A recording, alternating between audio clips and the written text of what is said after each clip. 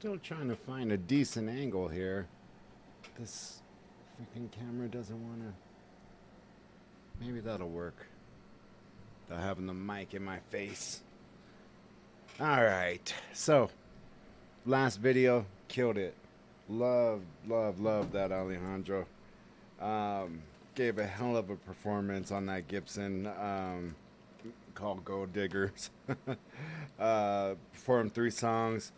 2 of them, of course, I'm very familiar with. One of them, off the hook. I loved it. There's only one part that I would even call criticizing, just something that I wasn't expecting, something that he always seems, but that's kind of his MO. He surprises the hell out of you out of what he does and what he's feeling. I will never, and you have never heard me freaking criticize an artist for doing something like that. So, like I said, I'm not full of shit. I stick to my word on everything that I try to say, and so what I'm going to stick to my word on is this. I said, oh, by my 500th, subscriber, this or that, I'm going to give away this stuff, that stuff. Doesn't look like 500 is going to happen anytime soon. So, by my 200th subscriber, I do have some good shit to give away. If you're curious, I'll just throw some off the bat here. Let's see. I have a Game of Thrones box set that I thought was Blu-ray. I opened it up to double check to see if it was Blu-ray, and it wasn't. It was a goddamn DVD, but I'm sure you guys could stream it through HBO or whatever. I didn't even open it besides taking off the wrapper, and I was like, God damn it, that sucks. I thought it was Blu-ray, but either way, it's a hell of a good show. Let's see. I have 2 wireless routers, one a combo, which is this one. Sorry, the papers are all whatever, but cable modem mix. No reason to be freaking renting your stuff out through whoever your provider is. I will tell you off bat though. I know they works for Xfinity, Spectrum. Oh God, I can't remember the other one. Let's see if it says it on here.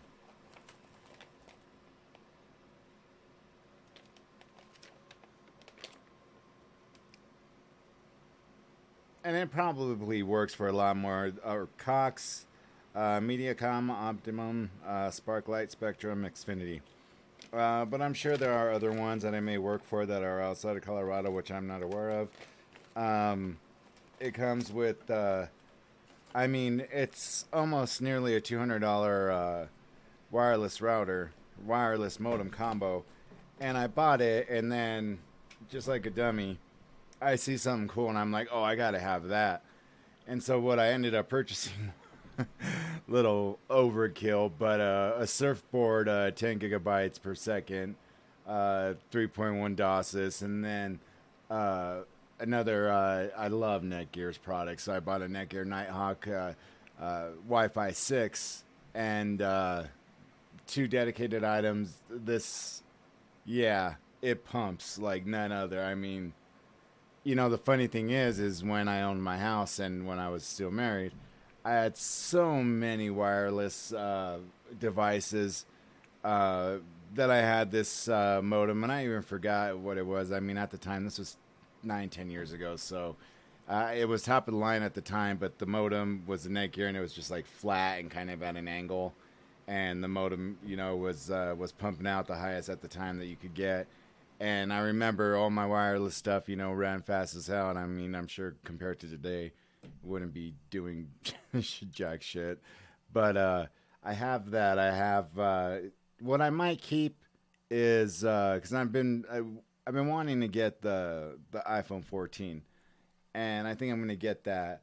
And also I really liked, and I don't know how many of you guys have seen it or heard of it, but the graphite stainless steel iWatch 7 series, and I hope they come out with it on the 8 series.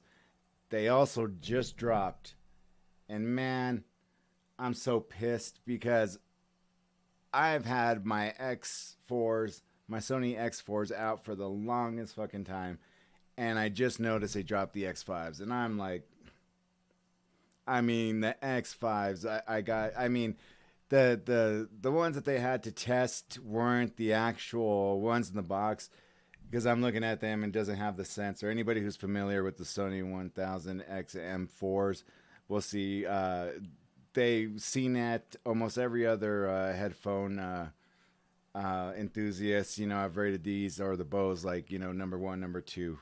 You know, they're in the same cat. You know, like one side will say one side will say two, but they're still in the same thing. Love Apple products, but they're not, you know, the Apple headphones, the big ass ones. They're not anywhere near what Bose or the Sonys are, and I need to get these Sony's XM5s, man. You know, they're a pretty little penny. I think what they start $399.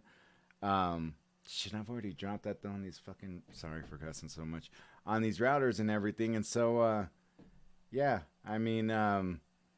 The other thing I have to give away, so I'm probably going to keep the leather case to myself, but then I have the Mag wallet, which is brown leather. Nice, never used, still in the box. I mentioned, I haven't, I had bought two Nighthawk 6s because I didn't know how much coverage I was going to get in my house. So I have another Nighthawk 6, which retails for around $179 or so, give and take, depending on who you go through. Get it cheaper probably at Amazon or other places. But I also do have also a dedicated modem, except that one's only pushing out 386 megabytes per second, which is typical usage for most households. Unless you're pushing out a lot of different wireless devices, you're probably up at fiber optics or something like around where I'm at. But yeah, freaking movies, Yellowstone. I've never watched a series. I bought the 4-season packs because everybody's saying it's good. Blu-ray. Haven't even looked at it because I have so many movies that I redeemed that I'm just like, damn. Because usually I'll buy movies, I'll redeem them, then I'll just give them to like, you know, my cousins or family members or whatever, just as long as I can redeem them and watch them on the go. But yeah, I mean, I love giving stuff away. None of it's used. Except for the Game of Thrones and the wireless router combo. I mean, those are the only two things that are used, and that wireless router combo is the shit. So stop renting. My 200 subscriber, if you're listening, when you do subscribe and become the 200th, P.O. Box, feel comfortable, address. I ain't no psycho. I'm not going to be all freaking, you know, used eBay constantly, so yeah, you don't have to worry about that. If you want to go through some means or whatever, it doesn't bother me none. Or if you don't want any of it, that's fine. It's up to you. So anyways, you guys seem to like this David Paulides Missing 411 told by Mr. John Ballen. I always get excited when I tell people, like, I started following that dude when he had less than like 100 subscribers. Now the dude has 4 million, and you know what? He knows how to tell the story good. And while David Paulides, I'm not going to talk personal. We'll leave it out of that. We'll just say that, you know, Mr. Ballen gives him his props. And so, without further ado, let's listen to part 6, because I skipped around. We should be around part 6. So this is part 6 of Missing 411. And these stories, I think I told you, and just to kind of recap. So I used to work for the Department of Veterans Affairs. My ex-wife used to work for the Bureau of Land Management, which is the Department of the Interior. The secretary for the Department of the Interior, I don't like, for personal reasons and professional reasons. One, I don't know how he's managed to stay. I'm kind of independent, but I don't know how he's managed to stay liberal and still be appointed Secretary of the Interior. Imagine this. Every single national park throughout the United States, and if I'm not mistaken, every state at least has one, two, a few of them. And anytime there's an incident, how many helicopters are at their disposal? Planes for wildfires, scuba teams if, you know, they're near large bodies of waters or rivers. your rock climbing teams if you know, somebody, you know, fell or is stuck. I mean, you have a diverse range of rescue operations. And Ken Salazar, who is the Department of the Interior Secretary, who used to be a politician here in Colorado, who, before my mom went on to work for IBM, worked for the governor of Colorado. Then he was like her direct supervisor. I had actually gotten real sick, and you are given, you know, paid leave. My mom had a job for 51 years straight. You know, never filed for unemployment or anything. She worked her ass off, and to work for IBM as a Hispanic woman at a time when she had finally learned some English, and here I can't even speak English, but working for the governor and having Ken Salazar as, you know, her supervisor, I had gotten deathly ill. I almost died when my appendix ruptured inside of me. I was in ICU for about a month. After that, I was in the hospital for 2 more months, for a total of 3 months, while they had these tubes going up all the way down, just sucking out all this gunk from my appendix that blew up inside of me. They didn't have a chance. They didn't make it, you know, to take it out. They only figured out having me, you know, in the hallway on the gurney with me, like, as jaundiced as possibly can be, looking like Yellowbird, just fucking, you know, except a kindergartner, till they finally, you know, realized, like, oh shit, this kid's on the brink of dying. And because she took some of her leave, that asshole fired her. And now his protocols for the department, or for the national, I don't know if he's still the secretary. I don't think he is. But they just did I know they did do, David Paulides has a series that is free to rent on YouTube. And it's the same title, Missing 411. And he has somebody who interviews him because he doesn't want to interview him himself. And there's absolutely zero accountability, meaning anybody who goes missing, there's zero that is logged in about the person who goes missing, where they went missing, under what circumstances they went missing. And it's been like this, and he has done nothing to change it when he was Secretary of the Interior. So take that as you may. None of the secretaries have changed that. Nobody knows why. The only log that we know of is that of media coverage, but there is a lot more that goes missing than what is covered by media. So let's go on and get into part 6 of Missing 411. People go missing inside of national parks and forests all over North America. Of those hundreds of missing people, there's always a few that are particularly strange, that there isn't a rational explanation for how they went missing or where they were discovered. One man named David Paulides, who's a former police detective, made it his mission to start investigating these strange disappearances. And after spending thousands of hours researching them, he saw that there were clusters of areas all over North America where lots of people were going missing under these strange circumstances, and no one was any bit closer to figuring out what happened to these people or why. David Paulides began compiling what he was finding about all these strange cases and putting them into a book series that he calls Missing 411. I went out and purchased all of them. There's like 9 books because I'm totally fascinated by the Missing 411 phenomenon, and I want to continue to read through all of the research that he's done and find some very interesting cases that I can share with you all on my YouTube channel. Today, I'm going to focus on 3 stories that all come out of Colorado, and in each story, it's as if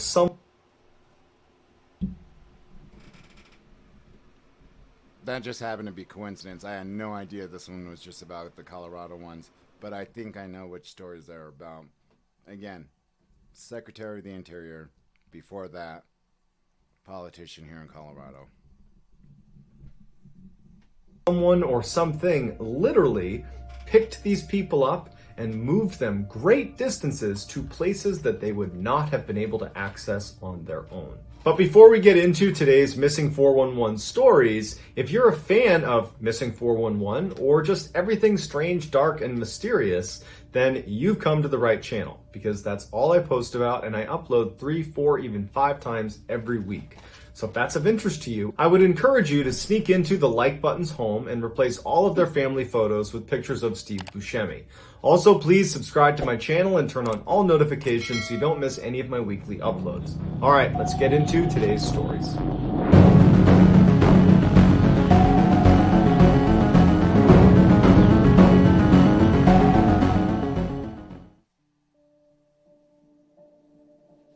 In 1981, Maurice Doc Demetz was an 84-year-old man living in Colorado. He was a lifelong minister, had a PhD in theology. He also had a blood condition, and he had arthritis in his knees that made it almost impossible for him to walk without assistance. He had always been really passionate about topaz hunting. He would go to these sites where you could dig into the ground and look for these rocks. When you broke them open, you could potentially find topaz. And he loved doing that. Because of his knees and because of his blood condition, he needed someone to go with him to walk him around to the different dig sites and to help him get back into the car and drive him back to his house. Doc had a friend named David McSherry. He wound up being the primary guy that would go with Doc anytime he went topaz hunting. On April 29th, 1981, Doc decides he wants to go topaz hunting. So he calls up David, and they load up David's car, and they head off to Pike National Forest, which was a spot they had gone many times before. And they had this one area that they used to love going in particular called Devil's Head. Locals in the area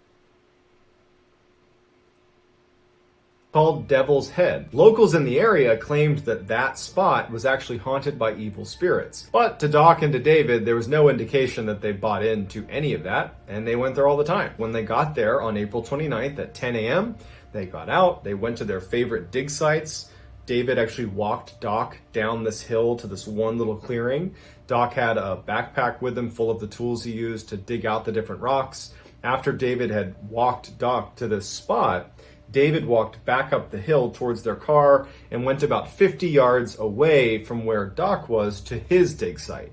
And over the next several hours, the two would work independent of one another, just digging for topaz. Periodically, David would look over and he'd make sure that he could see Doc and make sure Doc was okay. At 3:45 in the afternoon, David decides, all right, it's probably time to get going soon. And he pokes his head up and he looks in the direction of where Doc was supposed to be, and Doc's not there. He had just seen him about 15 minutes earlier, so he's not concerned. He knows it's only been a few minutes, and frankly, Doc can't really go anywhere. He can barely walk. And so he just kind of stands up and maybe tries to get a better look, and he's thinking, okay, maybe Doc stood up and got behind a tree to relieve himself, or maybe he kind of is just out of sight, and he starts walking down to the area to just go find Doc. But Doc isn't there, and neither is his backpack with all of his tools. And David's sitting there thinking, I guess Doc must have packed up and headed back to the car. But then David's thinking to himself, in order to go from this dig site up to the car, it means walking up a fairly steep embankment. And there's no way that Doc would have been able to do that without assistance. And so he's looking around the area thinking, is there any sign of something bad happening here? There's no blood. There's no sign of any sort of altercation that would have happened here. David certainly didn't hear anything going on near him. He didn't hear an animal attack or anything like that. So he thinks, okay,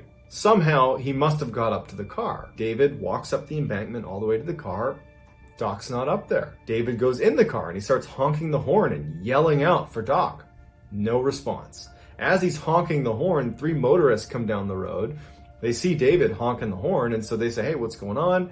David tells them, hey, I got my 84-year-old friend. I don't know where he went. He can't have gone far. Can you guys help me look for him? But after David and these motorists spend a couple of hours looking in this area and there's no sign of him, they end up calling the authorities. The police show up, and over the next week, there is this extensive search in this whole area that includes bloodhounds and hundreds of people. But despite this massive effort, nothing is ever found of Doc. He just vanishes. And so Doc's wife writes a letter to the governor of Colorado and just says, he can't have done this on his own. He can't have walked away on his own. Someone or something lifted him up and took him away. There was no response to this letter, and ultimately Doc's case was shut down. They stopped looking for him and assumed he had died. But when David Paulides looked into this case and featured the Doc Demetz case on his documentary, they actually reopened the case. But as of right now, there's no new additional details about the whereabouts of Dr. Metz. To this day, we don't know what happened to him.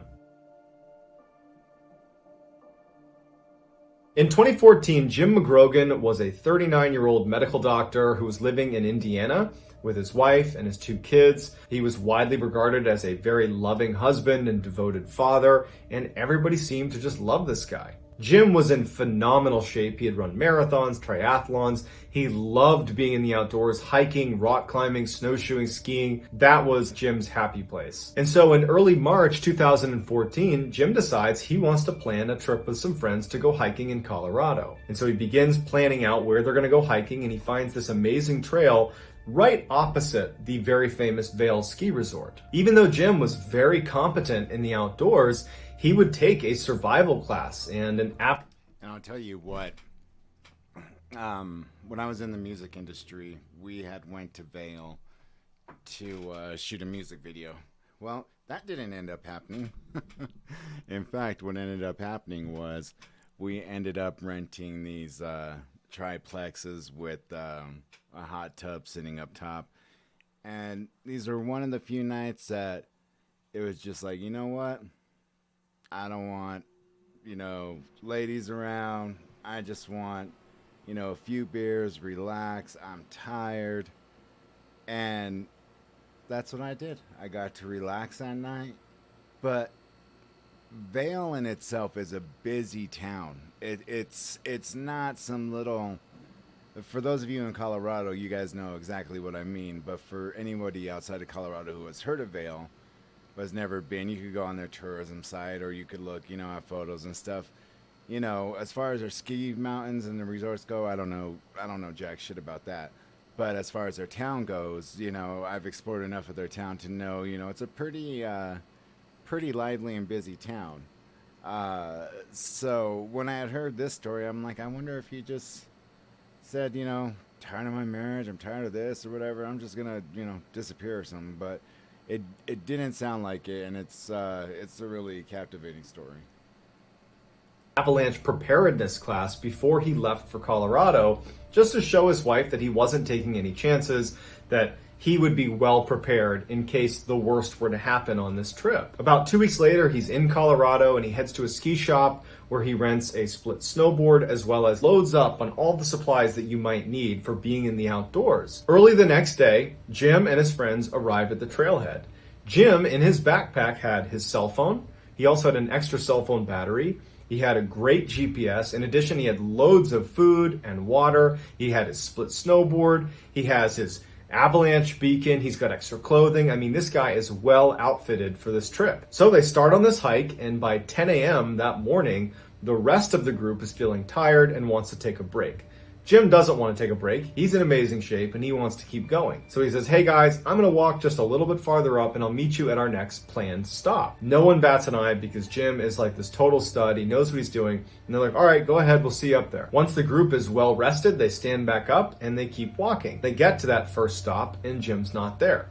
They think, okay, we were sitting there for a little while. I'm sure he just went to the next planned stop, because they had planned stops all along the route. The trail they were on, because it had snowed significantly that winter and lots of people had been on this trail, the trail itself was totally packed down to the dirt. So it was very easy to identify this trail.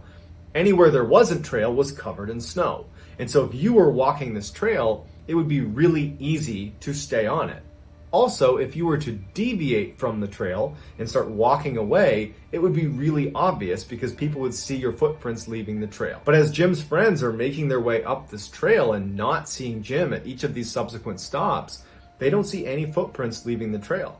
So they just figure he must have gone all the way to the end. He's just way ahead of us. But by 5 p.m., when they made it all the way up to the top where they planned on stopping and turning around, Jim wasn't there, and they hadn't passed him on the way up, and they hadn't seen any footprints or any ski tracks or anything to indicate that someone had left the path. And so very worried about Jim, they called the authorities. Over the next 5 days, a massive search is launched in this area, including 3 helicopters that scoured an 18-mile square radius. They had scent sniffing dogs out there. They had all these very experienced mountaineers combing the area, but they couldn't find any sign of him. And again, because of all the snow outside of that trail they were on, The helicopter just searched up and down that trail looking for indications that someone had left the trail, looking for those footprints or ski tracks just off that trail they were on, and there weren't any. There was no sign that anyone had left the trail at any point. Yet Jim was gone. The authorities, friends, family, everybody's baffled.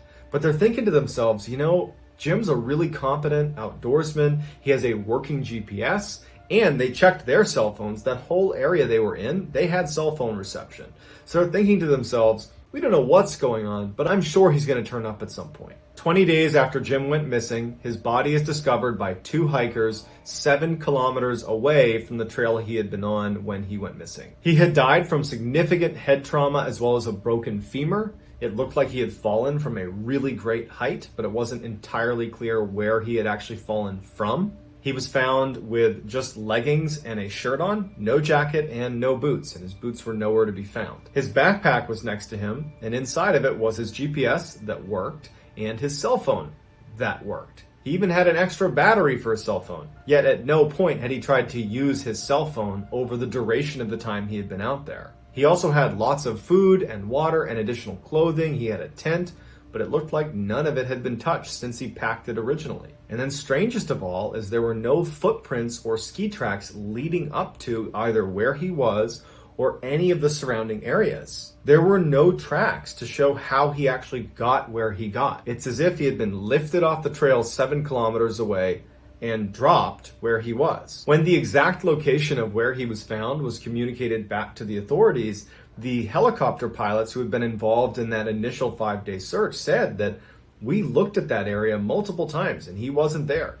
So at some point after those 5 days, Jim had found a way to land 7 kilometers away in this random place where there's no footprints that lead to it, no tracks, no anything. We know he had a working cell phone and a working GPS, and we know that he didn't make it to this spot where he ultimately was found in the first 5 days. So at a minimum, what was he doing in those first 5 days? Why wasn't he using his cell phone to communicate what was going on? Why wasn't he using his GPS to get back to safety? Why didn't he use the supplies in his backpack to save his life? Why did he take his boots off? And then how did he wind up in the location he was in? Because there was no tracks that would have led to that spot. In 1958, Bobby BIZUP was a 10-year-old living in Colorado. He was almost completely deaf, so he wore a hearing aid, and he came from a family that was devoutly Catholic. That summer, Bobby's family decided to send him to a Catholic camp for boys. It was located at the St. Malo Church inside of Rocky Mountain National Park. The camp itself was situated at the base of Mount Meeker. Anytime the boys were up the mountain. So, any of you guys ever deciding to take a trip to Estes Park? They make a big old deal because that's where Stephen King got the idea to write The Shining.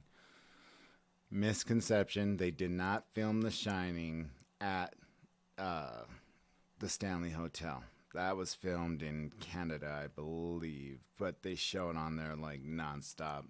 They don't proclaim that it was filmed there, and they even say to the effect that, you know, yeah, it was never filmed here. But he stayed in the most haunted room at the Stanley Hotel, and he stayed there as the only guest. So, hence the outline of the movie. That was about the highlight of my marriage. For our honeymoon, we booked a suite there at the Stanley Hotel, just a few rooms down away from room 202. I believe it's 202. And, yeah, I got to go ghost hunting alone and didn't experience shit or felt shit. So, yeah, neither here nor there. I mean, it happens.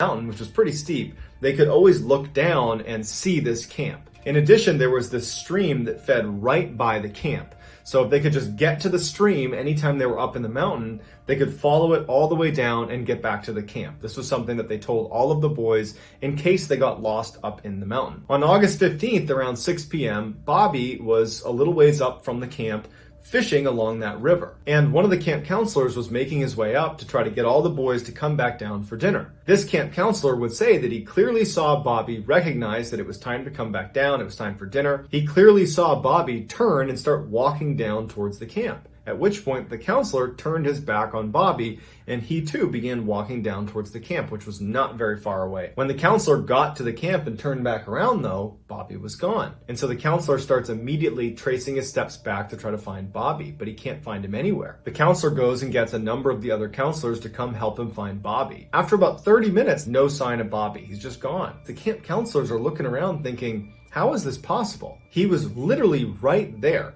He started walking. He was right behind me. How could he have gotten lost in such a short amount of time and in an area where he could literally see the camp and was actually on the river that leads right back to the camp? It didn't make any sense. The counselors alerted authorities and this massive search is launched to find Bobby. Over 300 people come out, including people from the military. It's this huge search and nothing is found of this boy. He's completely gone. 10 days after he went missing, they had to call off the search because there was absolutely no sign of this child. Even after the search ended, many of the camp counselors continued to, in their off time, scour the area around the camp to look for Bobby. And a year later, 3 camp counselors would actually find him. 3 camp counselors decided to go to a very hard to access area that had been searched previously, but they felt like it was the one spot that needed a little bit more attention.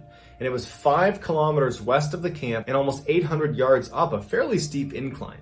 This is a hard to access area, but they climbed their way up there, and sure enough, even though this area had been searched before, they found Bobby's hearing aid, bits of his clothing, and some of his bones. They didn't find any more of his remains, and no one knows what actually happened to him. But it really makes you wonder, what happened after the camp counselor turned his back on Bobby? It's as if someone scooped him up and flew him away. And even if he had intentionally run away, it would have been very difficult for a 10-year-old to get to that particular location where he was found. And to what end? Why would he have wanted to get up there? And so, like many of the other missing 411 cases, we are left with a series of questions and very few answers. So I'd love to get your theories as to what's...